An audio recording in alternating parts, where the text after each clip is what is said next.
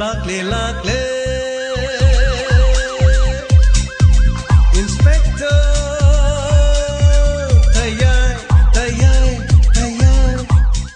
ꯑꯍꯥꯟꯕ ꯃꯛꯇꯗ inspector ꯇꯌꯥꯏ ꯇꯥꯕꯤꯔꯤꯕꯁꯤꯡꯕꯨ James ꯍꯩꯒ꯭ꯔꯨꯖꯝꯅ ꯏꯀꯣꯛꯅꯣꯅ ꯈꯨꯔꯨꯝꯖꯔꯤ ꯍꯧꯖꯤꯛ ꯂꯥꯟꯊꯣꯛꯆꯔꯤ inspector ꯇꯌꯥꯏ 1912 ꯁꯨꯕ ꯇꯥꯡꯀꯛ ꯃꯤꯌꯥꯝꯕꯨ ꯉꯥꯏꯍꯥꯛꯇꯪ ꯄꯣꯊꯥꯅꯅꯕꯗꯤ ꯃꯤꯌꯥꯝꯗ ꯃꯇꯝ ꯃꯇꯝꯒꯤ ꯑꯣꯏꯕ ꯄꯨꯛꯅꯤꯡ ꯂꯧꯁꯤꯡ ꯑꯣꯏꯕ ꯋꯥꯈꯜꯂꯣꯟ ꯀꯌꯥ ꯃꯔꯨꯝ ꯄꯤꯅꯅꯕꯒꯤꯗꯃꯛꯇ ꯑꯃꯗꯤ ꯏꯟꯈꯠꯂꯛꯂꯤꯕ ꯀꯌꯥꯗꯁꯨ ꯑꯅꯧꯕ ꯋꯥꯈꯜꯂꯣꯟ ꯀꯌꯥ ꯄꯨꯔꯛꯅꯅꯕꯒꯤꯗꯃꯛ ꯍꯣꯠꯅꯖꯔꯤꯕ ꯏꯟꯁꯄꯦꯛꯇꯔ ꯇꯌꯥꯏꯒꯤ ꯇꯥꯡꯀꯛꯅꯤ ꯉꯁꯤꯗꯤ ꯃꯤꯌꯥꯝꯅ ꯑꯁꯨꯝ ꯁꯄꯣꯔꯠ ꯇꯧꯔꯛꯄꯅ 1,000 ꯈꯔ ꯍꯦꯜꯂꯦ ꯉꯁꯤꯒꯤ ꯋꯥꯔꯤꯁꯤ ꯃꯤꯌꯥꯝꯅ ꯇꯥꯛꯄꯤꯔꯛꯄꯒꯤ ꯃꯇꯨꯡ ꯏꯟꯅ ꯇꯣꯞ ꯇꯣꯞꯄ ꯋꯥꯔꯤ ꯃꯈꯜ ꯑꯃꯅꯤ ꯃꯃꯥꯡꯗ ꯁꯥꯟꯅꯖꯈꯤꯕ ꯋꯥꯔꯤꯁꯤꯡ ꯑꯁꯤꯗꯒꯤ ꯈꯔ ꯇꯣꯉꯥꯟꯕ ꯋꯥꯔꯤ ꯑꯃꯈꯛ ꯇꯥꯕꯤꯁꯤ ꯉꯁꯤꯒꯤ ꯋꯥꯔꯤ ꯃꯃꯤꯡ ꯕꯣꯗꯤꯒꯥꯔꯗ ꯑꯍꯨꯝꯁꯨꯕ ꯁꯔꯨꯛ ꯅꯪ ꯑꯗꯨ ꯄꯨꯝꯅꯃꯛꯇꯨ ꯎꯔ ꯀꯩꯗꯧ ꯂꯩꯕ ꯁꯤꯗ ꯂꯩꯔꯤꯕ ꯁꯦꯀ꯭ꯌꯨꯔꯤꯇꯤ ꯃꯌꯥꯝꯁꯤꯅ ꯍꯥꯏꯕ ꯌꯥꯗ꯭ꯔꯣ ꯅꯈꯣꯏ ꯄꯨꯝꯅꯃꯛ ꯅꯈꯣꯏ ꯂꯣꯏꯅꯃꯛ ꯁꯁꯄꯦꯟ ꯇꯧꯔꯕꯅꯦ ꯑꯩꯅ ꯉꯁꯤꯗꯒꯤ ꯁꯣꯔꯤ ꯁꯔ ꯀꯔꯤ ꯁꯣꯔꯤ ꯁꯔ ꯅꯈꯣꯏ ꯄꯨꯝꯅꯃꯛ ꯂꯩꯕꯒꯤ ꯀꯔꯤꯕꯨ ꯀꯥꯟꯅꯔꯤꯒꯦ ꯀꯔꯤ ꯀꯥꯟꯅꯔꯤꯒꯦ ꯁꯤꯗꯩꯗ ꯑꯩꯅ ꯉꯥꯛ ꯁꯦꯟꯗꯅ ꯑꯩꯅ ꯀꯃꯥꯟꯗꯣ ꯁ꯭ꯄꯦꯁꯤꯌꯦꯜ ꯊꯝꯗꯅ ꯕꯣꯗꯤꯒꯥꯔꯗ ꯍꯥꯏꯗꯨꯅ ꯊꯝꯂꯤꯕ ꯃꯈꯣꯏ ꯑꯅꯤ ꯐꯥꯎꯕ ꯀꯔꯤꯃꯇ ꯀꯥꯟꯅꯕ ꯉꯝꯗꯦꯅꯦ ꯃꯔꯤꯅꯥꯂꯤꯅꯤ ꯃꯣꯏ ꯄꯥꯕꯨꯡ ꯀꯔꯤ ꯌꯦꯡꯗꯨꯅ ꯂꯩꯒꯦ ꯅꯪ ꯀꯔꯤ ꯌꯦꯡꯗꯨꯅ ꯂꯩꯒꯦ ꯑꯩꯅ ꯍꯥꯏꯗ꯭ꯔꯣ ꯅꯆꯥꯅꯨꯄꯤꯁꯤꯅ ꯌꯨꯝꯗꯒꯤ ꯅꯥꯟꯊꯣꯛꯇꯨꯅ ꯆꯠꯈꯤꯕ ꯃꯇꯝꯗ ꯅꯈꯣꯏꯅ ꯀꯔꯤꯃꯇ ꯈꯪꯕ ꯉꯝꯗꯦꯅꯦ ꯃꯣꯏ ꯄꯥꯕꯨꯡ ꯑꯩ ꯄꯔꯞ ꯈꯪꯕꯒ ꯇꯥꯟꯅꯈꯤꯕꯅꯤ ꯍꯧꯖꯤꯛ ꯀꯦꯕꯒ ꯀꯥꯎꯕꯒꯁꯨ ꯆꯠꯈꯤꯕꯅꯤ ꯀꯦꯕꯒ ꯀꯥꯎꯕꯒ ꯆꯠꯈꯤ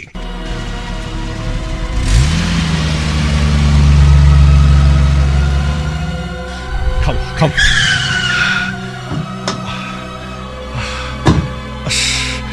How's it ꯌꯨꯝꯗꯒꯤ ꯊꯣꯛꯈꯤꯕꯗꯨꯕꯨ ꯑꯩꯈꯣꯏꯅ ꯊꯧꯔꯛꯂꯤꯕ ꯃꯥꯏꯀꯩꯁꯤꯗꯗꯤ ꯃꯍꯥꯛ ꯊꯦꯡꯁꯨ ꯊꯦꯡꯅꯗ꯭ꯔꯦ ꯀꯔꯤꯅꯣ ꯍꯧꯖꯤꯛ ꯑꯩꯈꯣꯏꯅ ꯇꯧꯗꯣꯏꯁꯦ ꯑꯩꯈꯣꯏ ꯁꯥꯔꯅ ꯆꯩꯕꯗ ꯈꯪꯉꯝꯃꯔꯣꯏ ꯀꯔꯤꯅꯣ ꯍꯧꯖꯤꯛ ꯑꯩꯈꯣꯏꯅ ꯇꯧꯗꯣꯏꯁꯦ ꯆꯩꯕꯗꯤ ꯂꯥꯏꯔꯤꯅꯤ ꯀꯔꯤꯒꯨꯝꯕ ꯐꯠꯇꯅꯨꯡꯗ ꯊꯣꯛꯂꯕꯗꯤ ꯑꯩꯈꯣꯏ ꯀꯔꯤ ꯑꯣꯏꯅꯤ ꯑꯩꯈꯣꯏꯒꯤ ꯃꯥꯏꯊꯤꯗ꯭ꯔꯣ ꯃꯥꯅ ꯑꯗꯨꯃꯥꯏꯅ ꯑꯍꯜ ꯑꯃꯒꯤ ꯐꯤꯖꯣꯜꯗ ꯃꯃꯥꯏ ꯃꯃꯤ ꯀꯨꯞꯁꯜꯂ ꯆꯠꯈꯤꯅꯤ ꯍꯥꯏꯕꯗꯤ ꯑꯩꯈꯣꯏꯁꯨ ꯈꯪꯗꯕꯅꯤ ꯀꯗꯥꯏꯗꯅꯣ ꯍꯧꯖꯤꯛ ꯑꯩꯈꯣꯏꯅ ꯊꯤꯒꯗꯧꯔꯤꯁꯦ ꯊꯤꯕ ꯍꯥꯏꯕꯕꯨ ꯃꯥ ꯐꯪꯅꯕ ꯊꯤꯗ꯭ꯔꯕꯗꯤ ꯑꯩꯈꯣꯏꯅꯤꯒꯤꯁꯨ ꯆꯣꯞꯀꯗꯧꯔꯤꯕꯅꯤ ꯁ꯭ꯄꯦꯁꯤꯌꯦꯜ ꯀꯃꯥꯟꯗꯣꯅꯤ ꯑꯈꯟꯅꯕ ꯇ꯭ꯔꯦꯅꯤꯡ ꯇꯧꯔꯕ ꯃꯤꯅꯤ ꯍꯥꯏꯗꯨꯅ ꯃꯈꯣꯏꯒꯤ ꯌꯨꯝꯗ ꯉꯥꯛ ꯁꯦꯟꯗꯨꯅ ꯂꯩꯔꯒ ꯅꯨꯄꯤ ꯃꯆꯥ ꯑꯃꯈꯛꯇꯅ ꯌꯨꯝꯗꯒꯤ ꯊꯣꯛꯈꯤꯕ ꯃꯇꯝꯗ ꯑꯩꯈꯣꯏꯅꯤꯅ ꯈꯪꯍꯧꯗꯕꯁꯤꯗꯤ ꯑꯩꯈꯣꯏꯅꯤꯒꯤ ꯀꯦꯔꯤꯌꯔꯗꯁꯨ ꯗꯥꯛ ꯂꯩꯒꯗꯧꯔꯤꯕꯅꯤ ꯂꯥꯛꯑꯣ ꯑꯗꯨꯗꯤ ꯑꯩꯈꯣꯏ ꯆꯠꯅꯅꯕ ꯇꯧꯁꯤ ꯀꯗꯥꯏꯗꯅꯣ ꯍꯧꯖꯤꯛ ꯆꯠꯀꯗꯧꯔꯤꯁꯦ ꯀꯗꯥꯏꯗ ꯍꯥꯏꯕꯕꯨ ꯃꯥꯒꯤ ꯕꯦꯛꯇꯨꯗ GPS ꯌꯥꯎꯔꯤꯗꯨꯗꯤ GPS on then follow her ꯃꯊꯪ ꯃꯥꯅ ꯆꯠꯂꯤꯕ ꯃꯥꯏꯀꯩꯗꯨ ꯆꯠꯀꯗꯕꯅꯤ ꯀꯥꯎꯏꯅꯤ ꯉꯁꯥꯏꯗꯒꯤ ꯀꯥꯎꯕ ꯅꯠꯇꯦ ꯉꯁꯥꯏ ꯃꯈꯩ ꯅꯦꯠ ꯐꯪꯗꯕꯅꯤ ꯍꯧꯖꯤꯛꯇꯤ ꯃꯐꯝꯁꯤ ꯅꯦꯠ ꯐꯪꯉꯤ ꯌꯦꯡꯁꯤ ꯃꯥꯅ ꯆꯠꯂꯤꯁꯤ ꯁꯤꯗꯤ ꯀꯥꯏꯗ ꯃꯥ ꯆꯠꯂꯤꯁꯤꯅ ꯁꯤꯗꯤ ꯌꯥꯝ ꯂꯥꯞꯅ ꯆꯠꯈ꯭ꯔꯤꯅ ꯀꯩꯅꯣ ꯍꯥꯏꯁꯤꯕꯣ ꯁꯤꯗꯤ ꯑꯩꯈꯣꯏꯗꯒꯤ ꯀꯤꯂꯣꯃꯤꯇꯔ 15ꯒꯨꯝ ꯂꯥꯞꯈ꯭ꯔꯦ ꯀꯔꯤ ꯀꯤꯂꯣꯃꯤꯇꯔ 15 ꯂꯥꯞꯈ꯭ꯔꯕ ꯑꯗꯨꯗꯤ ꯀꯗꯣꯝ ꯃꯥꯏꯀꯩꯗꯅꯣ ꯃꯥꯅ ꯆꯠꯂꯤꯁꯤ ꯀꯩꯁꯨ ꯈꯜꯂꯨꯅꯨꯗ ꯃꯥꯅ ꯆꯠꯅꯤꯡꯕ ꯃꯐꯝ ꯆꯠꯂꯁꯨ ꯃꯥꯅ ꯆꯠꯂꯤꯕ ꯃꯐꯝꯗꯨꯗꯤ ꯑꯩꯈꯣꯏꯅ ꯁꯣꯏꯗꯅ ꯌꯧꯒꯅꯤ ꯂꯥꯎ ꯒꯥꯔꯤ ꯃꯃꯥꯏ ꯂꯩꯊꯣꯛꯈꯤ ꯑꯩꯈꯣꯏꯅ ꯆꯠꯂꯤꯕ ꯃꯥꯏꯀꯩꯁꯤꯒ ꯃꯥꯅ ꯆꯠꯂꯤꯕꯁꯤꯒ ꯇꯥꯏꯌꯣꯟꯅꯔꯦ ꯑꯗꯨꯕꯨꯗꯤ ꯉꯁꯥꯏꯅ GPS ꯌꯥꯗꯕꯅꯤꯗ ꯁꯤꯗꯒꯤꯗꯤ ꯃꯥꯅ ꯆꯠꯂꯤꯕ ꯃꯥꯏꯀꯩꯁꯤꯗ ꯆꯠꯄꯗ ꯏꯔꯥꯏ ꯂꯥꯏꯅ ꯃꯥꯒꯤ ꯂꯝꯕꯤ ꯈꯪꯅꯤ ꯂꯥꯎ ꯆꯠꯅꯕ ꯇꯧꯁꯤ ꯍꯟꯗꯛꯃꯨꯛꯇꯤ ꯃꯥ ꯄꯨꯁꯜꯂꯒ ꯏꯃꯨꯡꯗꯒ ꯆꯪꯉꯨꯗ꯭ꯔꯕꯗꯤ ꯃꯈꯣꯏꯒꯤ ꯄꯥꯕꯨꯡ ꯁꯣꯏꯗꯅ ꯂꯥꯛꯑꯒꯅꯤ ꯑꯩꯈꯣꯏ ꯑꯅꯤꯕꯨ ꯁꯣꯏꯗꯅ ꯐꯥꯌꯔ ꯇꯧꯕ ꯁꯣꯏꯗ꯭ꯔꯦ ꯂꯥꯎ ꯃꯇꯝ ꯃꯥꯡꯍꯜꯂꯒꯨꯝꯁꯤ ꯆꯠꯂꯁꯤ ꯂꯥꯎ ꯀꯥꯈꯠꯂꯣ ꯍꯣꯏ ꯂꯥꯎ खरे गांगना चलो चलो चलो थोर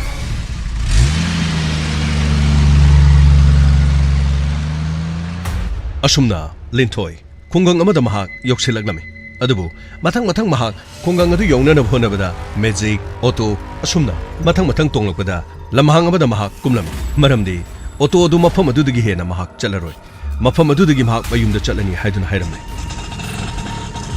करिगिनो नंग साइदगी हेना ससियादे करिगिनो वारो यादे चे आई सिदगिदि युमदा मुक चचगदबने युमदा अंगांगसु मसा ngamdadana lehoba as adu khakta nate ngarang na hangi lenduno ne yumdu loina tinnu oina phudadana mohon lehori ngasi su adi yang biu tuije a maning lom thangbasi muruga laise as akhoi yum mathak se lalaga chakidorin asina laktringai tu aigi si gari maning de yorsiu tu si auto maning da oh si de yoriba polythene mane sige cherang apak pase masine khallaga leiruradam che waru biati इचेना स्वाइस लाक्तंग ने तु असिना सो अहल मसु लेरे parking ओइ करी ओइ तोबनी स्वाइस करीनो parking oi kari wa habadi habadi sid mi lepaga gari ngai pham tongbam aduga sigi lambi stagi khara masu khongno thologan aduga nakan somda labuk lomda sakrije asidagi su mi dum thologan aduga mayam gari khamaga dum tongna bani che madudagi makha pangna chena sakadam lambi do adum chatpa yarni ichena sakadam lambi su kadai do so hayu yade che le ira kari tawri no so khangde adugi nathi ai thaba mane sum nupa yaudana chenba yabro adugi wabadi che hojik matamnadi se yade yaida yadaba mata leitadi che amoire ichena mafam so hayu yadam sum pakhacharimni iche akhoi saidadi phataba mi de kaisu leitabani nupi mathanda chatkera makhongna chatkera saidadi kaisu tawroi che saigi mi singdi yamna phabane adubudi aina thoina ne lojing loyada leiriba mafam singde chatningba warobi yade aidi hantak laisina hanbane aduna wari se yam sangre nang su thieng harbanina adu nangi yumdubu tasengna tin laina na ba sel leitrabro nangbo je kadai degi selno da sidaida aina side auto thoroga nomodul pa chhum leba chamri leba sinedi je tin ban yamdrabada taret kumadi leini adurdi lupa lising ohumga chani taret ohum taret kurmathoi as yamgreda punane akup manne karine lising kunthra muti dum changani da adubu hogjikandi lengangna lupa kaino lupa crore taru lakh marphudararom kaino kai thokre ka haidudi karimata phangdabro je phangbaso dum yawi hai adu khangde akhoi saigi di phangdoira phangmoidora khangde madu ngai leradi as nong tara kan dine loin imungdo trak law lawrak tanga phabaga chap manar jani yum yai de bora thabadi hendok tane thong phakaraga thong bobu as hai de de che phare adudi che ai chegi ma phamdo bok thimbi yabani che ai tangai phadana ne che ai li hoda ba yadre waro bi yadi ko che ai krem to waro de ado nangi ming do kare habano che ai ming ni pamel lai halamana sum kormi pamel ipai puna thonbi ming ni ekhoi ge singma ming ni se waro bi yadi ko ai ne kari no che ngai ko ai bek sam da hang do ki kari no che sel nate ai gi se kari mo nate aduga ai wa ma hai aina smai dawdana sel pangami natraga pirami haidana ne kanamta da hairakon haibi yadi iche yamale selu yamale se yabreng che sinane nangi yumdo kope yabreng iche kari dunga si lamlan ba nongpa ingonda ngasi to biri basibo iche bu kanano ai kana mo nati ai mi chamne nongmane tanja charadi soidena thengnas nangi lambi do sida sum changma natro mare che ai nongma soidena laki nangi naming do pamel haiba natro auto thoba pamel len tabadagi mayum do loina jarap sakibado adumaina haira thiba khangni dana che madu mangni che ekhoi lekai dene ai gum ke ani lerisi che adu bi che ai bu sel sibo yare sel silawro ai kana sunati nongmane matang sabada thingnarase se karimta lana khanganu ichenane nangi mateng do pangmani yumthong khuding da chatlaga ina mateng pangba kaisu ngamo adubu nahak tangi di mateng pangba ngami dana aibu lana logunu iche gi ming do muta khangje gi ba yadi ai gi ming haibe yadi kai gi noi che nopa da di mateng pangbiraga che nopa ni khanduna iche gi ming da di ai se haidra nei bo smai do bani mi kanam ta di haido kuno ko aduga aina ming haido kuno haise nang kari gi no na khalamgani mi mana mi magi maming kari gi haibe yaroi dege aina ipa mani khanaga hairaban ai gi ming linthoi ko we che mi gam na phase khoi gi idawna tholo mane ai ado ai side le horagi iche adu di iche bu ai asai bu dang yade nangi ngasai yung kup na nabagi damang lehoge haraga aina selfie ragana nang asai de thinge habado adu yade nong se tarakador yari ba makhaine hauji di nangi segi chirang si puroga yum da kup na bohanar adu gane mathang lakpa gari ma da edum yaw khige ba karim da khalunu taibong mapuna chala di nong ma soi dena thena se se ngasi sibo no pagi kari no mino tori ma tok sibo ai haipha mama khangdre ꯀꯔꯤꯒꯤꯅꯣ ꯑꯩꯅ ꯁꯦꯜ ꯈꯖꯤꯛꯇꯪ ꯐꯪꯕꯒꯤꯔꯣ ꯑꯄꯪꯁꯤꯗꯤ ꯅꯪꯅꯅꯦ ꯅꯊꯃꯣꯏ ꯁꯦꯡꯕ ꯑꯗꯨꯒ ꯅꯪꯒꯤ ꯃꯥꯏꯊꯣꯡꯗꯅꯦ ꯌꯥꯝꯅ ꯁꯤꯟꯁꯤꯌꯔꯤꯇꯤ ꯌꯥꯝꯅ ꯆꯝꯖꯕ ꯑꯃꯈꯛ ꯎꯏ ꯑꯗꯨꯒ ꯅꯪꯒꯤ ꯇꯧꯊꯣꯔꯛꯂꯤꯕ ꯍꯥꯏꯗꯣꯔꯛꯂꯤꯕ ꯃꯑꯣꯡ ꯃꯇꯧꯗꯨꯗ ꯏꯆꯦꯅꯅꯦ ꯄꯨꯛꯅꯤꯡ ꯑꯁꯤꯅ ꯄꯦꯟꯖꯗꯨꯅ ꯇꯧꯖꯕꯅꯤ ꯑꯇꯩ ꯀꯔꯤꯃꯇ ꯅꯪ ꯈꯟꯒꯅꯨꯀꯣ 이제 ꯑꯩꯅꯁꯨ ꯏꯆꯦꯕꯨ ꯃꯐꯝꯁꯤꯗ ꯊꯝꯃꯝꯒꯗꯧꯔꯦ 이제 ꯅꯣꯡꯁꯨ ꯂꯥꯛꯑꯦ ꯑꯗꯨ 이제 ꯑꯩ ꯑꯗꯨꯗꯤ ꯈꯔ ꯌꯥꯡꯅ ꯑꯩ ꯑꯝꯇ ꯆꯪꯖꯟꯖꯔꯨꯈꯤꯒꯦ 이제 ꯌꯥꯔꯦ ꯆꯠꯂꯣ ꯅꯣꯡꯃ ꯃꯇꯥꯡ ꯆꯥꯕꯗꯅꯦ ꯁꯣꯏꯗꯅ ꯊꯦꯡꯅꯁꯦꯕ ꯐꯔꯦ 이제 ꯑꯗꯨꯗꯤ 이제 ꯂꯤꯟꯊꯣꯏ ꯑꯩ ꯆꯠꯆꯔꯦ ꯅꯧꯄꯥꯅ 이제ꯕꯨ ꯁꯨꯡꯀꯥꯎ ꯀꯥꯎꯖꯔꯣꯏ 이제 ꯅꯣꯡꯃ ꯁꯣꯏꯗꯅ ꯊꯦꯡꯅꯁꯤꯀꯣ 이제 ꯍꯣꯏ ꯌꯥꯔꯦ ꯊꯦꯡꯉꯅꯤꯌꯦ ꯅꯪ ꯊꯧꯖꯜꯂꯣ ꯍꯣꯏ 이제 ꯑꯁ ꯀꯔꯤꯔ 이제 ꯑꯗꯨꯗ ꯑꯩ ꯆꯠꯂꯨꯈꯤꯒꯦꯀꯣ 이제 ꯐꯔꯦ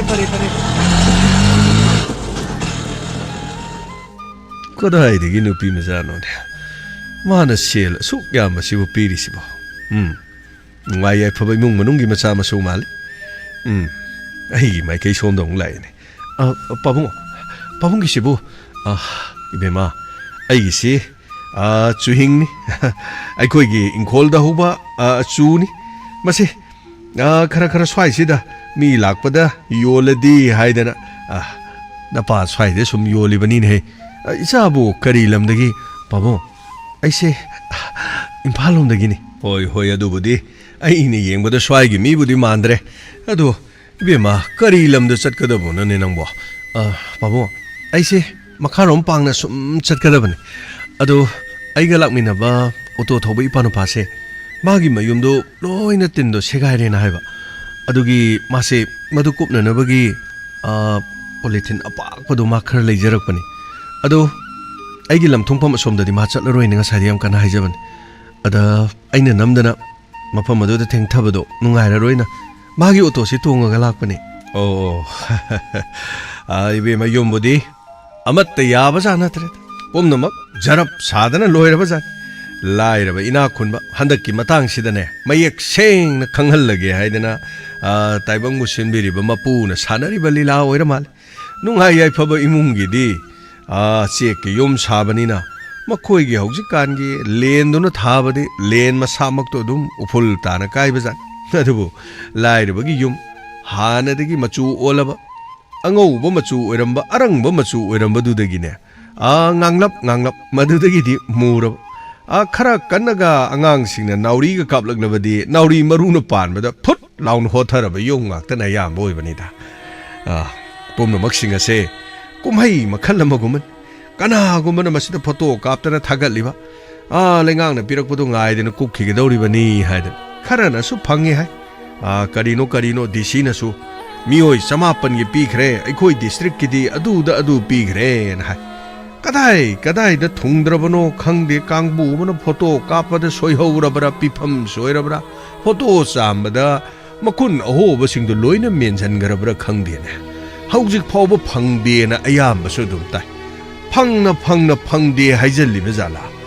ꯐꯪꯉꯤꯕ ꯇꯤꯟꯗꯨ ꯈꯔꯅ ꯍꯥꯏꯕꯗꯤ ꯃꯅꯥ 5ꯇ ꯄꯤ ꯀꯥꯏꯅꯁꯨ ꯍꯥꯏ ꯇꯉꯥꯏ ꯐꯗꯕꯁꯤꯡ ꯑꯗꯨꯗ ꯃꯅꯥ 5 ꯄꯤꯒꯗꯧꯕꯒꯤ ꯁꯔꯨꯛꯄꯨꯗꯤ 이베마 ꯑꯩꯒꯤ ꯃꯣꯠꯇꯤ ꯃꯅꯥ 5ꯗꯨ ꯁꯦꯜ ꯑꯣꯏꯅ ꯑꯣꯟꯊꯣꯛꯄꯤꯔꯒ ꯍꯟꯗꯛꯇꯤꯗꯤ ꯌꯥꯅꯕ ꯄ꯭ꯂꯥꯁꯇꯤꯛ ꯈꯔ ꯂꯩꯔꯒ ꯀꯨꯞꯄꯣ ꯍꯥꯏꯗꯅ ꯇꯤꯟ ꯃꯅꯥ 5ꯗꯨꯒꯤ ꯁꯦꯜ ꯑꯣꯏꯅ ꯄꯤꯕꯤꯔꯗꯤ ꯐꯒꯅꯦꯅ ꯈꯜꯂꯤ ꯈꯪꯗꯦꯀꯣ ꯂꯥꯏꯕꯛ ꯐꯗꯅ ꯑꯩꯈꯣꯏꯒꯤꯗꯤ ꯏꯅ ꯀꯨꯞꯄꯅꯤꯅꯦ 이베마 ꯌꯥꯎꯍꯧꯗ꯭ꯔꯦ ꯄꯥꯕꯨꯡ ꯍꯧꯖꯤꯛꯁꯨ ꯏꯅ ꯀꯨꯞꯄ 이베마 ꯑꯩꯈꯣꯏꯒꯤ ꯏꯄꯥ ꯏꯄꯨꯒꯤ ꯍꯥꯛꯇꯛꯇꯗꯤ ꯌꯨꯝꯁꯤ ꯅꯤꯡꯊꯤꯖꯅ ꯁꯥꯔꯒ ꯇꯤꯟꯅ ꯀꯨꯞꯄꯝꯕ ꯅꯠꯇꯦꯅꯦ ꯇꯤꯟꯅ ꯀꯨꯞꯄ ꯀꯥꯟꯗꯨꯗꯤ ꯈꯔ ꯅꯨꯡꯉꯥꯏ ꯌꯥꯏꯐꯕ ꯏꯃꯨꯡ ꯃꯅꯨꯡ ꯈꯔꯅ ꯄꯪꯀꯨꯞ ꯀꯨꯞꯄꯩ ꯋꯥꯅꯤ ꯀꯨꯝꯍꯩ ꯑꯣꯏꯅ ꯌꯦꯡꯅꯔꯤꯕꯅꯤꯅꯦ ꯑꯗꯨꯒꯤ ꯅꯤꯡꯊꯧꯒꯤ ꯃꯆꯥ ꯃꯁꯨ ꯃꯣꯏ ꯁꯥꯒꯩ ꯅꯥꯇꯩ ꯑꯗꯨꯒ ꯅꯤꯡꯊꯧꯅ ꯅꯤꯡꯉꯣꯜ ꯂꯧꯈꯤꯕ ꯌꯨꯝꯒꯤꯒ ꯒꯥꯏꯗꯅ ꯅꯨꯡꯁꯥ ꯁꯥꯔꯀꯥꯟꯗ ꯃꯤꯠ ꯊꯛꯀꯠꯂꯤ ꯒꯥꯏꯅ ꯊꯑꯣꯏꯅ ꯂꯝꯗꯣꯡꯗ ꯂꯦꯞꯄꯒ ꯑꯗꯒꯤ ꯑꯔꯪꯕ ꯌꯨꯝꯁꯦ ꯅꯤꯡꯊꯧꯅ ꯂꯧꯕ ꯅꯨꯄꯤꯗꯨꯒꯤ ꯃꯌꯨꯝꯅꯤ ꯃꯣꯏ ꯂꯩꯀꯥꯏꯅꯤ ꯒꯥꯏꯅ ꯇꯥꯡꯅꯔꯝꯃꯤꯕꯅꯤꯅꯦ 이베마 ꯏꯄꯥ ꯏꯄꯨꯅꯅꯦ ꯏꯅ ꯀꯨꯞꯄ ꯌꯨꯝ ꯑꯁꯤꯗꯤ ꯂꯦꯟꯅ ꯊꯥꯕꯗ ꯂꯦꯟꯒꯥꯏꯁꯦ ꯆꯣꯡꯊꯣꯛꯄꯖꯥꯠꯅꯤ 이베마 ꯑꯗꯨꯕꯨ ꯆꯍꯤ 2-3 ꯑꯃꯨꯛ ꯃꯗꯨꯗ ꯃꯅꯥ ꯑꯔꯤꯕꯗ ꯂꯧꯊꯣꯛꯑꯒ ꯑꯅꯧꯕ ꯆꯤꯡꯗ ꯆꯠꯂꯒ ꯐꯥꯟꯕ ꯆꯠꯅꯔꯝꯃꯤ ꯆꯤꯡꯗ ꯍꯧꯕ ꯄꯣꯠ ꯆꯩ ꯄꯨꯝꯅꯃꯛ ipa ipusing maduda horib I singadu phaluriraga madudagi sangari tawriraga na I singdu lawriraga yum singasi ningthijana kuplamnim adubu hawjik kan singsi aikhoigi ni haidana singi mapu tholakre ni heibe ma pabung karino pabung na haibirisibo haibe ma chingda hoba pot makhoigi ni chingda hoba I makhoigi ni chingda leiba yade sing haibasi makhoigi ni aikhoigi ipa ipusini yum saramliba uwa singadusu singdagi ngaktan I kuplamliba I dasu singdagi I phalamliba ni na I haibase lawdo phaidom thaba nate ne mafam kharadabu howai wani madudi sijanaba yaba nate I haibasidi pumnama chingsang paring asida I ngakta ngairamliba ni ne hawjikti umang kokthokliba ni haidana I singadu mai thadokibadigi maru phangna manghankibadigi I ningthi nungaina chongdredana yamlaba miyam asuk yam khraba yum khudimaksi I na kuplamlibani kadaidagi I no chingdagi I ni ne chingda horumliba potu chatluraga phaluraga yumda kuplamliba I do ngasidi chingdugi mapu haidana tongan ba phurup charuk khara thoroktana aikhoigini noigini aikhoigini moigini haidana munaraktana ngasi tawribasi uredana chingdana chingi mathau tawroktraba tamdana tamdagi mathau tawroktraba matamsida awonba olang on saunaba laktana hojik ai ngasada khenarlibasi uredana pabung na haibiribasi achuma ngaktane ibema khanabagi loiba nairo haibagi loiba nairoi tabinaba leitene ngangba sawine ngangba phage punge hairakani ne pabungi wafamse yamna nungai pabung adu pabung na sidaida su summaga leirisibo pabung imungda mi atai sel tananaba ibema sel tanbada ikairoidabani ne sel tanba matamda chahi leitene isana khong thangmu ngamliba makhai isana chatpa ngamlingai mit uriba makhai pangal yauriba makhai sel tanbada kaiba leitene aikhoi taiba miyoi bana polokpa matamda karigi khut yaurakli khutna pahinanabani si khutchina thabak sunanaba chananaba khaktanati hiram khudimakta semgat sagatnanaba adugane migi mateng pangnanaba awaba tarakpa matamda khongna mateng pangba yaba natene khut tingthoga mateng pangadoribani ne se haina pigadoribani piraklibado hoi hairaga lawgadoribani ne adugidamakta khut palibani ne khut asina sugadaba nongadaba khong asina satkadaba khongpham hongadaba honglaga chatkadaba chap chana khongpham ama aning haiduna leplaga uyungdongno lepleraga thabuk suba yaba nati khong asina lengadaba yengoi mioi bai khoidi lon thoklibase amaga pau phaunaraga amaga nungsi sanana hingminanabagidamag lon thoklagliba lon thokpana isagi aningba pambado pukningda leibado pomnamak phongdokpa yahaliba phongdokhalibadunane aikhoigi apamba nungsiba kalakpa mihauba yaningdaba pomnamak singase phongdoga amanasu phongdoga taraga afaba maikai amada puraklaga aikhoi masen yanaba puraklaga hingminanabagi achumbagi kholau lawminanabagi yengoi pikraba yenbi amakhangna mahangna kaidawi makhut yawba natido makhong khaktana makhongna khotla macha singdubu mana se machinduna thira tin kangdu phara macha singduna mayada illiba macha manga taruk tare nipan tara mana chelibadu makhut sungyaw yawduna makhong tana khotlaga machinduna lepak to khotlaga macha singadu pijaraga chawba sare phalibani taibang miyoi bai khoina khut yawna karigi thabak suroi ibema ahalgi matam oirakle arumba thangbadi ngamdre hingdabadi yade do ibema ichanu pini ngol amasulai yumdane fisalon sa tawduna le san namasune yumdas sangom thoktana ne madu honaribani pomna maksinga se aisu khajiktang imung asigi mateng pangsendana isanu pidugine mayum makai panba phodang haidan aisu honaribani ibema yengoi ngasi aina mafam asida puroklibasi yong cycle gi chakani se somda masigi box maina challi hairega moigi masigi chu chapkhaina ba mechin masa se hausi kandi makoi gi generator ngangaga tawbudo leiba ngamde mado kadi tawruni sigi hendan sine leire rega chu se somlibani yumda chu phaidom taraga tare nipan lei madu ponumakto isa nupiduga iga honaribani mama adudi marai bakthidana taibang thadokuna chatkre adubu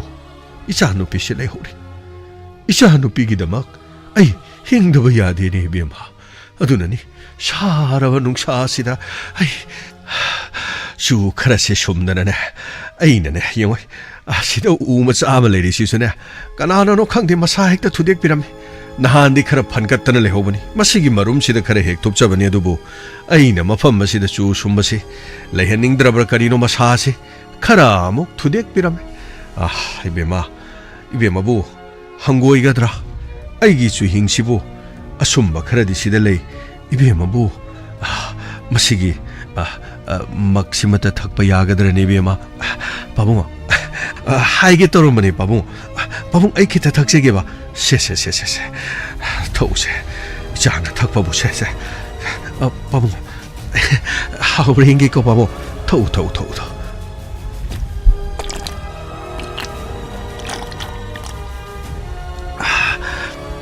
바보 시리 ꯌꯥꯝꯅ ꯍꯥꯎꯏ 바보 ꯑꯇꯩꯅꯦ ꯅꯨꯡꯁꯤꯗꯥꯛ ꯀꯥꯏꯁꯨ ꯈꯔ ꯍꯥꯞꯄꯅꯤ ꯄꯨꯛ ꯀꯥꯏꯁꯨ ꯏꯪꯅꯅꯕ ꯅꯨꯡꯉꯥꯏꯅꯕ ꯍꯥꯏꯗꯅ 이베마 시부 야브라네 낭보 바보 시리 ꯌꯥꯝꯅ 하오이 바보 루파 ꯀꯌꯥ ꯇꯥꯔꯦ 바보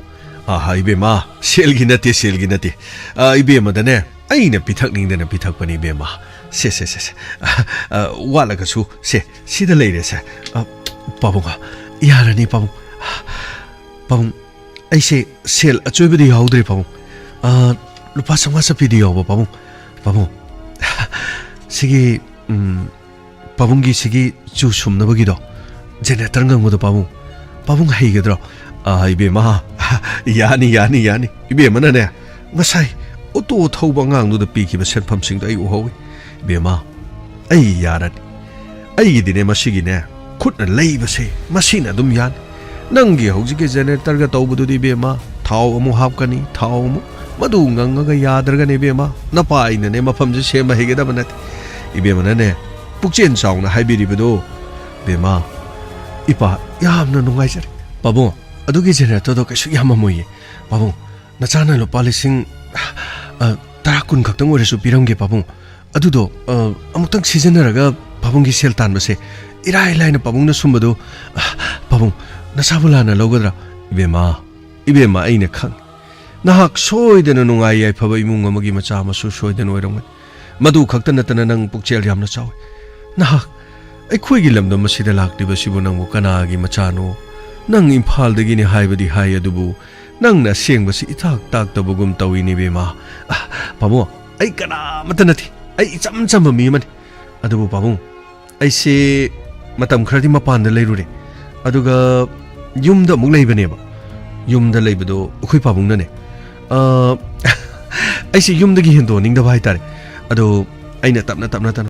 aigi sana lepa lamda mase masigi lojing loya khungang leiriba mofam se aina mathang chakke na khanba babung adugi ai somna kana hana laini babung na sel se so lo haibi yadrabani na 바봉기 밍도 가리 하이브노 하이베마 아이기 밍디 토이버 거위네 바봉 토이버시 주숨바 하이르가 좀 마두 칸기 아두가네 아두 나트라바수 상곰 요원바 토이바 하이르가 수칸 아육다네 욤통 코딩다무 상곰 요원바 삿가더리면 상곰 지수네 욤통 코딩디 요레 하이르가 스틸기 세 시다 레이버 막시 우레드나 사 시군바세 어훔 로바 아니 로바 어훔 로바 그나곰바 레이자다바 이뭉다디네 아이나수 아이기 핵 요루바다 레먹바싱아도 아이나 피톡리번 그리곰바 마탐다디 셀 야우다나네 알라만 싱다가 아이나 핵 피톡리번이 베마 피톡바 까톡바기 농아이바시디나 삐다바 까톡다바 미나디 숑캉캉오이 삼나 하이라바다 मंगेगी महाउसिदी मंगे सादबनदी खंगोइने पीदब मीनदी पिथोकपगी नुंगाइबसी खंगोइ मसी पुमनमक्से ताइबंग मियोइबै खोइसे लौब ngakta lakpa nate aikoi पिथोकपसु lakpani मीगी मतेंग पांगनबसुनी aikoi हिंगमिननबनी हाइबसे बेमा यामना चुमखरब वाफम इबेमा बुंग साइ आइना उबदगी खंखरबनी नपाबुं खोइसु लेजदबगिनी मिंगोंद मतेंग पांगबसे कयादा पामी 아이나 셀 khawjaw piba ngamdrabasu lupa lising manga tara kun piba ngamdrabasune sanghong glass ama madu ꯑꯩꯒꯤ ꯏꯃꯨꯡꯗ ꯊꯣꯛꯄꯗꯨꯗꯤ ꯅꯄꯥ ꯍꯩꯅ ꯄꯤꯕꯗ ꯀꯌꯥꯗ ꯅꯨꯡꯉꯥꯏ ꯄꯥꯕꯨꯡ ꯑꯆꯨꯝꯕꯅꯦ ꯄꯥꯕꯨꯡ ꯄꯥꯕꯨꯡ ꯑꯩ ꯅꯣꯡꯃ ꯄꯥꯕꯨꯡꯒꯤ ꯃꯅꯥꯛꯇ ꯁꯣꯏꯗꯅ ꯂꯥꯛꯀꯦ ꯄꯥꯕꯨꯡꯒꯤ ꯃꯤꯡ ꯈꯪꯂꯕꯅꯤꯅ ꯆꯨꯍꯤ ꯁꯨꯝꯕ ꯊꯣꯏꯕ ꯄꯥꯕꯨꯡ ꯊꯣꯏꯕ ꯄꯥꯕꯨꯡ ꯌꯥꯝꯅ ꯅꯨꯡꯉꯥꯏꯔꯦ ꯄꯥꯕꯨꯡ ꯒꯥꯔꯤ ꯑꯃ ꯂꯥꯛꯑꯦ ꯄꯥꯕꯨꯡ ꯑꯩ ꯑꯁꯤ ꯇꯣꯡꯂꯒ ꯑꯩ ꯃꯈꯥꯔꯣꯝꯗ ꯑꯃꯨꯛ ꯆꯠꯆꯔꯨꯈꯤꯒꯦ 이베마 이베마부 ꯆꯠꯀꯗꯧꯔꯤꯕ ꯃꯐꯝꯗꯨꯕꯨ ꯄꯥꯕꯨꯡ ꯀꯣꯟꯅ ꯊꯦꯡꯅꯕꯗ ꯋꯥꯔꯤ ꯁꯥꯟꯅꯔꯁꯤ ꯄꯥꯕꯨꯡ ꯒꯥꯔꯤ ꯂꯥꯛꯑꯦ ꯑꯩ ꯒꯥꯔꯤꯁꯤ ꯈꯥꯝꯈꯤꯒꯦ ꯒꯥꯔꯤ ꯑꯝꯇ ꯈꯥꯝꯕꯤꯌꯣ ꯌꯥꯔꯦ ꯑꯃꯨꯛꯇ ꯈꯥꯝꯕꯤꯌꯣ ꯀꯗꯥꯏ ꯌꯧꯕꯤꯒꯗꯕꯅꯣ ꯑꯩ ꯁꯣꯝ ꯃꯈꯥꯔꯣꯝꯗ ꯌꯥꯔꯦ ꯀꯥꯈꯠꯄꯤꯔꯣ ꯁꯤꯗꯩꯗ ꯈꯤꯇ ꯆꯪꯖꯟꯕꯤꯌꯣ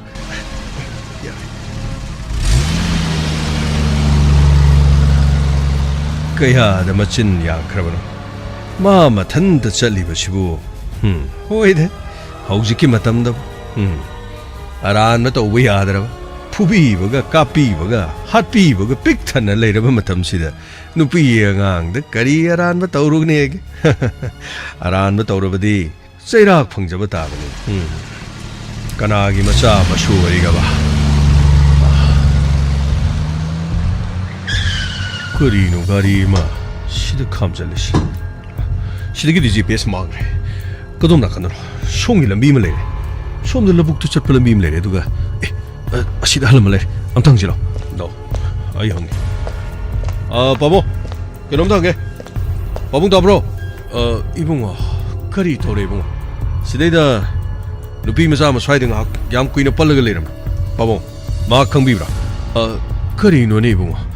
ꯍꯧꯖꯤꯛꯀꯤ ꯅꯨꯄꯤ ꯃꯆꯥꯗꯨ ꯊꯤꯔꯛꯄ ꯑꯣꯏꯕ ꯇꯥꯏ 이봉아 ꯀꯔꯤ ꯇꯧꯕ ꯌꯥꯎꯔꯦ 이봉아 ꯑꯩꯈꯣꯏꯁꯤ ꯃꯥꯒꯤ ꯈꯣꯡꯒ ꯂꯤꯔꯛꯄꯅꯤ ꯃꯍꯥꯛꯁꯤ ꯀꯗꯣꯝ ꯅꯥꯀꯟꯗ ꯆꯠꯈꯤ ꯍꯥꯏꯕꯗꯤ ꯅꯣꯡꯄꯣꯛꯂꯣꯝꯗ ꯂꯩꯔꯤꯕ ꯁꯣꯝ ꯅꯥꯀꯟꯗ ꯂꯝꯕꯤꯗ ꯆꯠꯈꯤꯕ꯭ꯔꯥ ꯑꯗꯨꯒ ꯁꯤꯒꯤ ꯅꯣꯡꯆꯨꯞ ꯂꯧꯕꯨꯛꯂꯣꯝꯗ ꯂꯩꯔꯤꯕ ꯁꯤꯒꯤ ꯂꯝꯕꯤ ꯑꯈꯨꯕꯁꯦ ꯆꯠꯈꯤꯕ꯭ꯔꯥ ꯅꯠꯇ꯭ꯔꯒꯅ ꯃꯈꯥꯔꯣꯝꯗ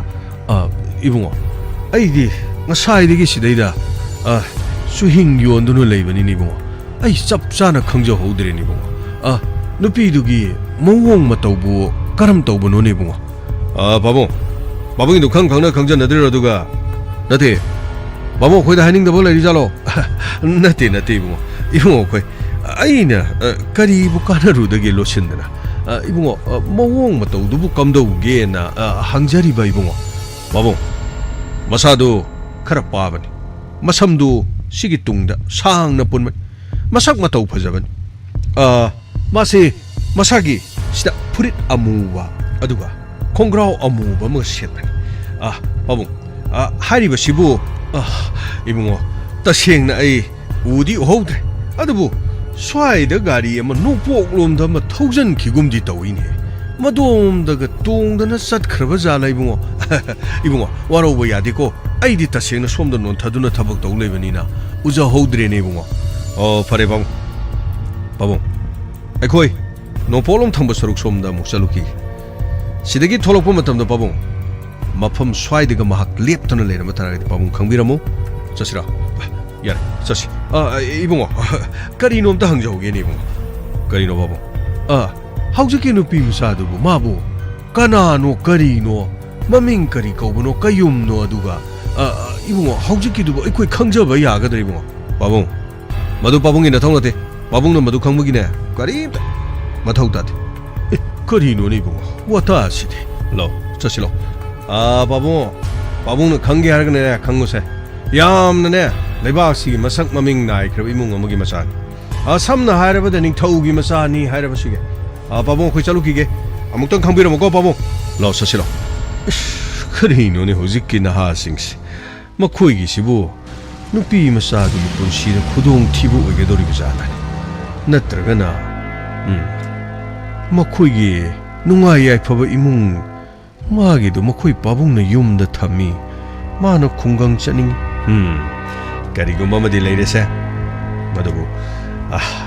ꯅꯨꯄꯤ ꯃꯆꯥꯗꯨ ꯂꯥꯛꯂꯕꯁꯨ ꯃꯥꯕꯨ ꯊꯤꯔꯛꯈꯤꯕꯅꯤ ꯍꯥꯏꯒꯗꯕꯁꯤ ꯑꯩꯁꯨ ꯐꯣꯟ ꯑꯃꯈꯛꯇꯤ ꯁꯤꯗꯩꯗ ꯀꯤꯄꯦꯗ ꯑꯃꯈꯛꯇꯤ ꯄꯥꯏꯖꯕꯅꯤꯅꯦ ꯅꯝꯕꯔꯁꯨ ꯂꯧꯍꯧꯗꯒꯨꯝ ꯇꯧ ꯋꯥꯈꯜꯁꯦ ꯍꯦꯛꯇ ꯚꯔꯝ ꯆꯠꯇꯅ ꯀꯔꯤꯕꯨ ꯊꯣꯛꯂꯤꯒꯕ ꯑꯩꯅꯗꯤ ꯂꯝꯕꯤꯁꯤ ꯁꯦꯔꯥꯟ ꯇꯨꯔꯥꯟ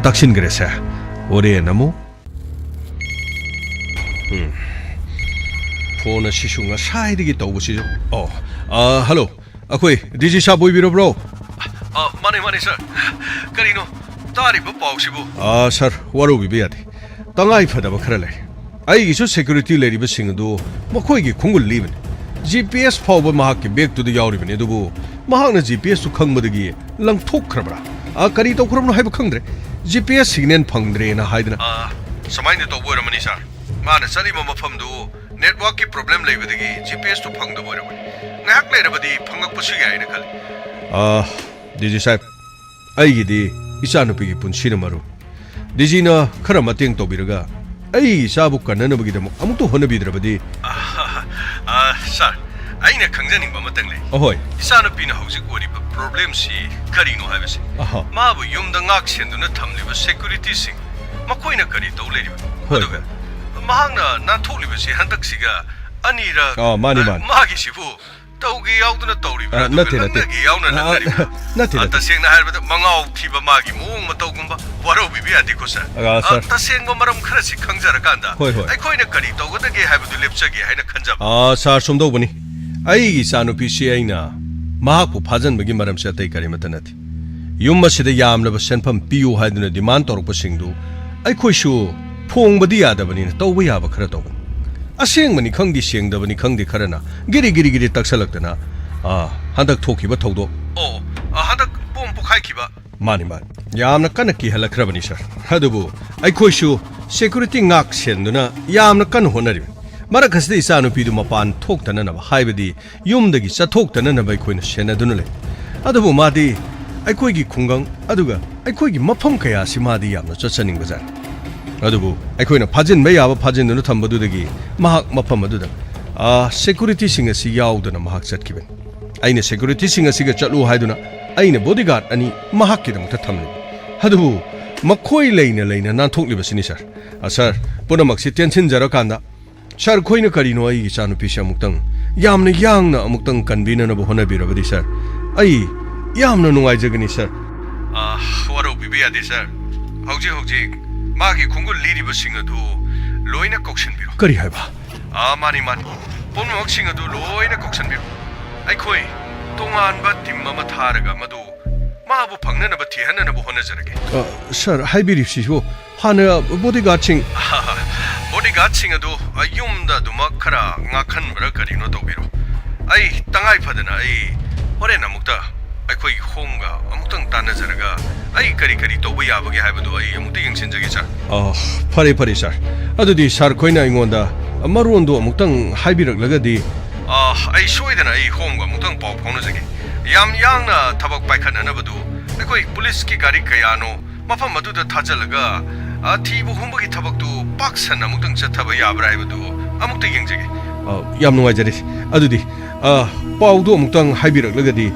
ꯁꯔ ꯁꯣꯏꯗꯅ ꯍꯥꯏꯖꯔꯛꯑꯒꯦ ꯐꯔꯦ ꯑꯗꯨꯗꯤ ꯑꯩ ꯊꯝꯖꯔꯦ ꯑꯗꯨꯗꯤ ꯐꯅꯤ ꯃꯣꯏ ꯄꯥꯕꯨꯡ ꯀꯔꯤ ꯍꯥꯏꯕꯤꯔꯒꯦ ꯍꯧꯖꯤꯛꯄꯣ ꯆꯠꯈ꯭ꯔꯤꯕ ꯊꯤꯔꯤꯕ ꯑꯩꯒꯤ ꯁꯦꯀ꯭ꯌꯨꯔꯤꯇꯤꯒꯤ ꯇꯤꯝꯗꯨ ꯂꯣꯏꯅ ꯀꯧꯈꯠꯂꯣ ꯍꯥꯏꯔꯤꯅꯤ ꯃꯈꯣꯏꯅ ꯀꯔꯤꯅꯣꯅꯦ ꯑꯃꯨꯛ ꯇꯧꯔꯛꯀꯗꯧꯔꯤꯁꯤꯕꯣ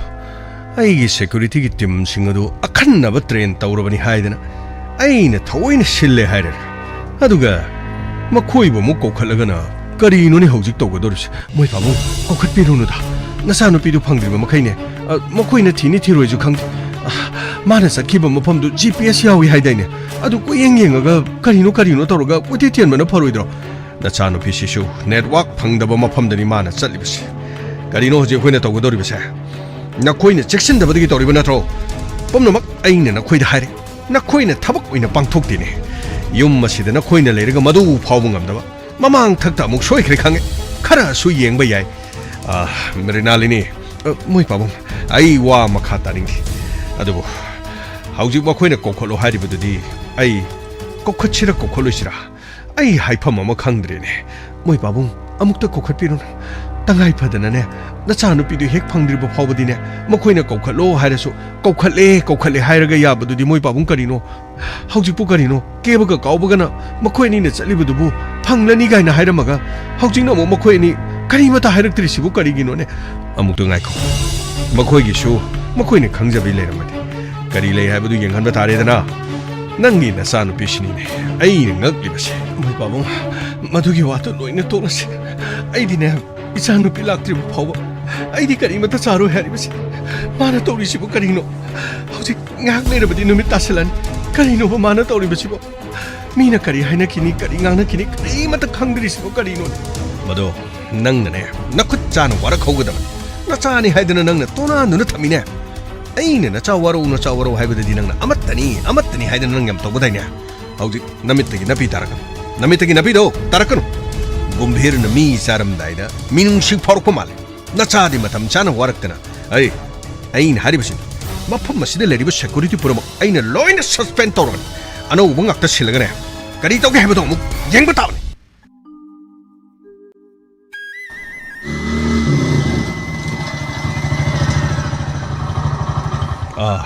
이봉어 아이기 마빠시데 가마시보 이봉어 수행 닦아더리브라 이봉어 바봉 호이 수행도 바봉기도 어두 막 엄레도 그야 너도 요래도 이봉어 야만나 때다 숨나다기 루파 따라 각다니 대봉 바봉 야는 홍이나 바봉 이봉어 아이보 그야 셈저로게 바봉 아마 각당 아이게 암태 영제 오, 세세세세. 하우지 각다네. 빠봉네 세만이세. 파니봉. 이봉어. 하오브라 먹대 예무 세봉어. 파니봉.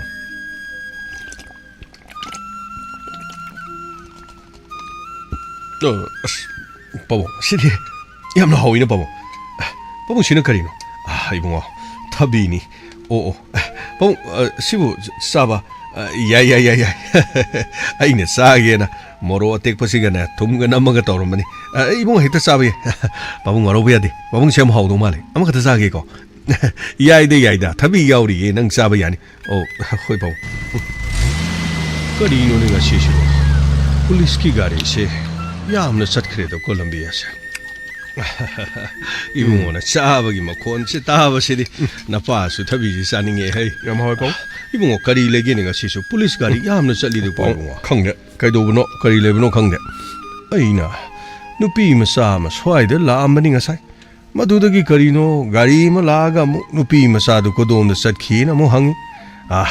ꯍꯪꯉꯤꯕ ꯃꯤꯁꯤꯡꯗꯨꯅ ꯃꯔꯣꯜ ꯑꯃ ꯏꯕꯨꯡꯉꯣ ꯇꯥꯈꯠꯈꯤꯕꯅ ꯀꯔꯤꯅꯣ ꯃꯣꯏꯒꯤ ꯍꯧꯖꯤꯛꯀꯥꯟꯒꯤ ꯄꯨꯂꯤꯁ ꯑꯣꯏꯔꯤꯕ꯭ꯔꯥ ꯈꯪꯗꯦꯅꯦ ꯃꯣꯏꯒꯤ ꯃꯁꯥ ꯃꯎ ꯒꯥꯏꯗꯨꯅ ꯐꯔꯤꯕ ꯃꯣꯏꯒꯤ ꯃꯑꯣꯡ ꯃꯇꯧꯗꯨ ꯅꯨꯡꯁꯤꯗꯗꯅꯕꯀꯣ ꯑꯩꯅꯕ ꯁꯣꯝꯗ ꯆꯠꯈꯤꯕꯅꯤ ꯅꯣꯡꯄꯣꯛꯂꯣꯝꯗ ꯍꯦꯛꯇ ꯇꯥꯛꯁꯟꯕꯅꯤ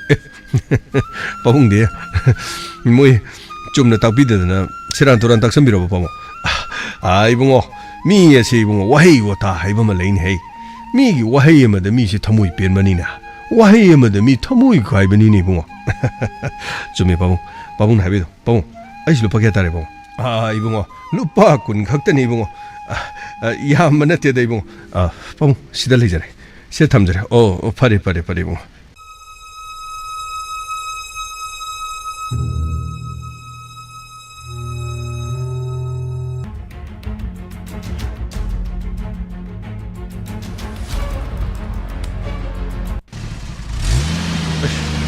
시기가리 신이니 아목 톨레네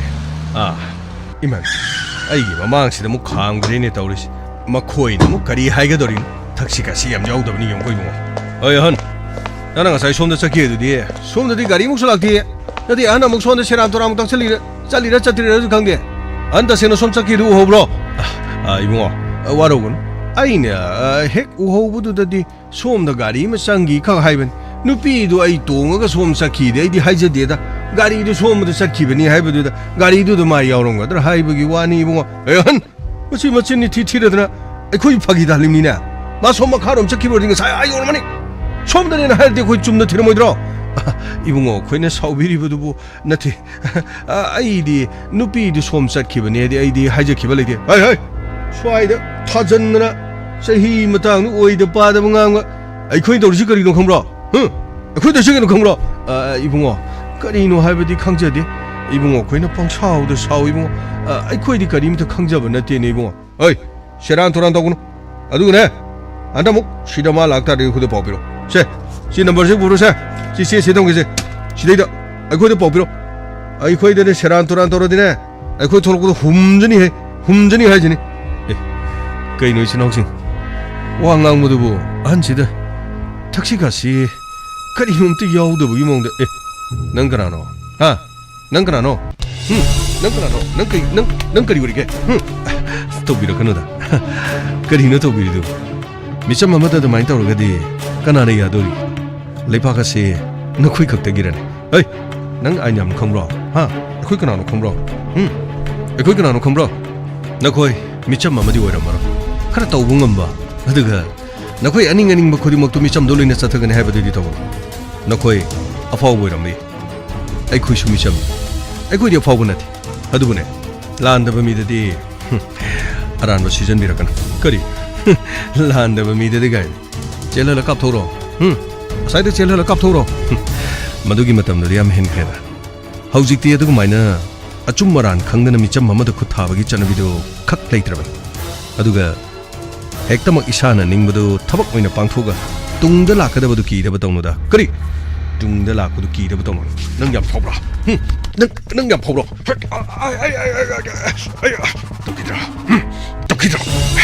또기라 헤이 나나 그리기나 후미 들릭도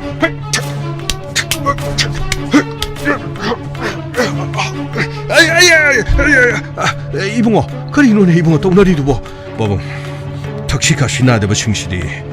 답비비다네 아유 마봉들 날래요 굿도 나이게 다도네 마봉들 날래요 마봉 아쿠이 날래 쩌롱 시대는 핵캔질은 없대 어이 너가 퀴까나노 컹디 퀴까나노 컹디 아우지가다 너 콜레이티코도 너희 컹드러버 너 퀴까나노 컹디 너 코이도 아이나 아우지가다 콜레이티키 버징도네 하이나 컹이네나 마동 나오네 우치 토이다 바동 미참 마코이셔네 힝버기 라이드네 우치 토이다 바동 잘루키게 바봉 잘루키게 바봉 이봉어 파니 거리네 마시카나나 마시누 빠지카나나 하이봉 이봉어 아이디 컹디니 아이기 시대이다 수행 턱기에나 타엄마니 까나노 하이비수 컹디 그치 많은 렉티미네 그야를 끊는 렉티미는 야들 링바 능가리 돌로 그치 야들 그이는 어찌 도도시 자나가 도시 마카롬다 마기 GPS 원액 도부가 로 야들이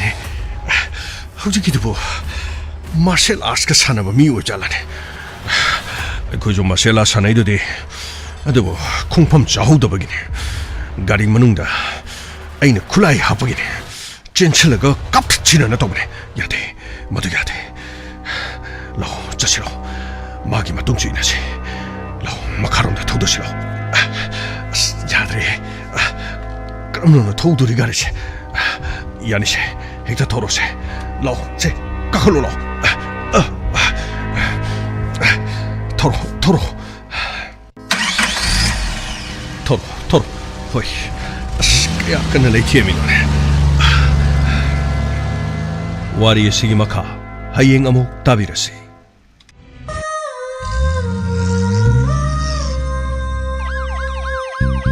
Lakle Inspector Tayay Lakle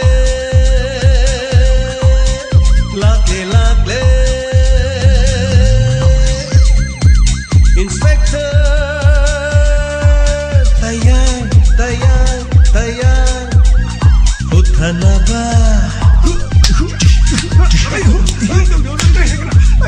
Kanbinaba. Thank you, sir. Welcome. Uthanaba. Kanbinaba. Inspector. Tayay. Lakle. Inspector. Tayay.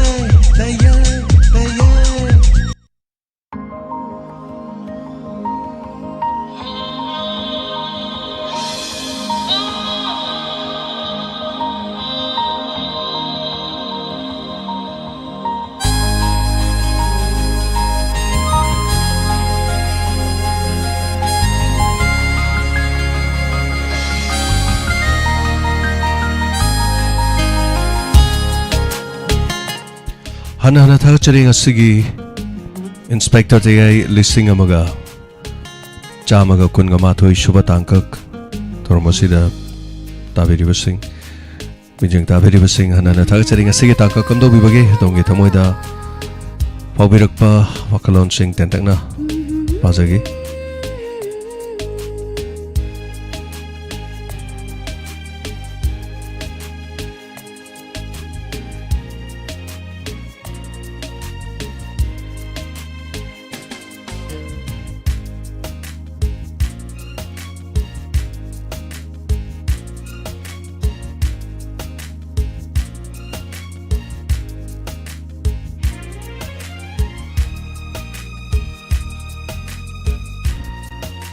Masigi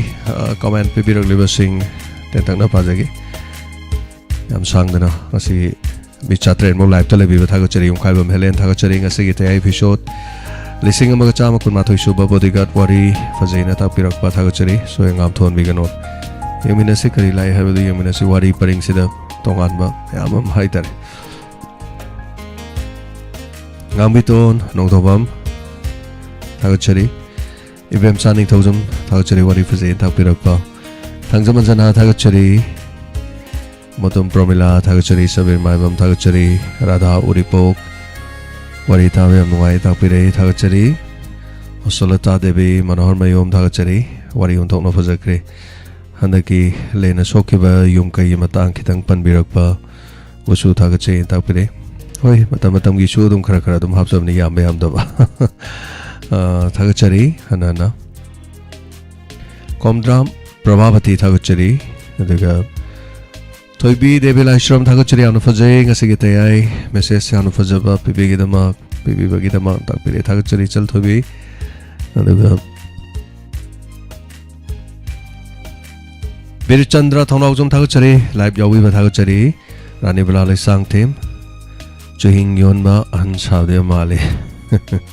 Thagachari PK Athoibi Thagachari Adaga thank you so much Sanjabam Tombishana Nasigi episode Wari Fazay Natakpiri Thagachari Wangkairakpam Imam Ema Thagachari Himolata and Thagachari Kut Laitek Pado Nungai Sakta Katpagi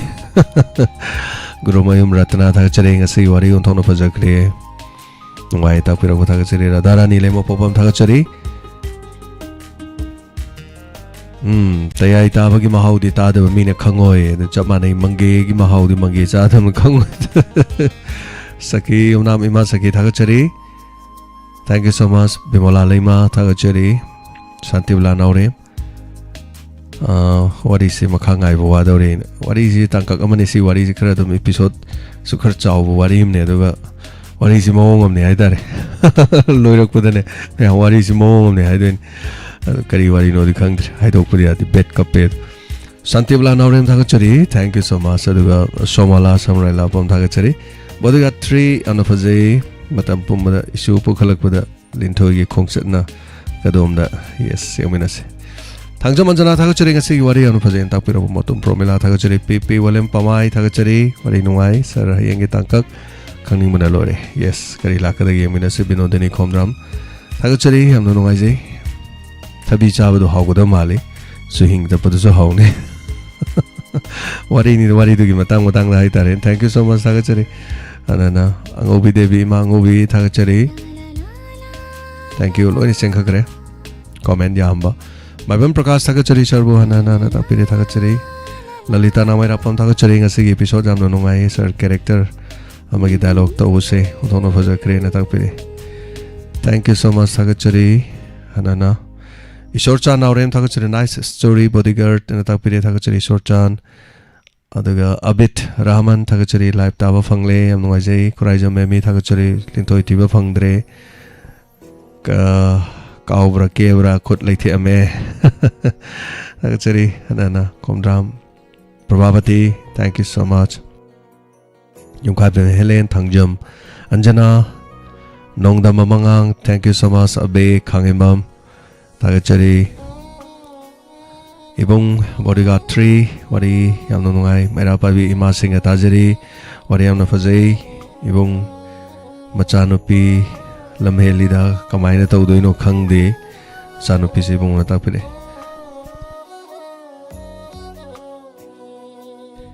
Tagachari Abe Kangimbam Ima Ibel Sing Mayam Punamakatabi Bahibatare Ima Ibel Sing Nawaba Kangba Atheng Bahing the Kanana Bukambiganiko Chahi Amahele Ima Ibel Sing Warak Libasi Adu Hoi Karakara Hinglek Pakarakara Kang Baswais in a credit pay Habatare Adu Mishimina Europa Aduga Dong Dang Town Irangam Hingalapasi Masimatam Heli Masing the Wawase Madu talk the voice no Tabi River, the Tonga Tonga Mera sang the Tabi River singing Bible singing Hector Supotana Nabagi no Magi Habatarico Honazabada Namnoizay Tabi River sing Yabi Rivi Bible sing Punama Gai Konuzari Tagachari Sakium Nam Ima Tagachari Sabir Maibam Tagachari Punama Marina Lini Lotombam Tagachari Live Yawiva Tagachari Tagachabangatani Pomnoma Mema Yendremam Tagachari Hanana Binodani Komram Somokanta Mutum Promila Soni Laishram Punamak Tagachari So Shinjagi Mayamgi comment Babagi Loivanairo Hanana Tagachari Hayengi Mari Shubatankak the Kari Wagadi have the Muyaminasi Aduga what is the Karito Kadagi have the Sukaminasi Aduga Koine Chatkadori Machana Pina Karigi Kongsat Chaliva Karigi Kongsat Aduda Kamda Doriva Kongsat Adu the Mana Ting River Awanungai Wari Mayam Kamdova Kamina Kisi Tagachari Chaksina Laminarasi 90.0 Wahong Radio the Sanduksari Batoro Matanga Solutions away have luxury Loinan Ice Com the Sanduksari Baduga SK TV the Sandukli Diamond TV Makatana the Mak Sanduksa Kigani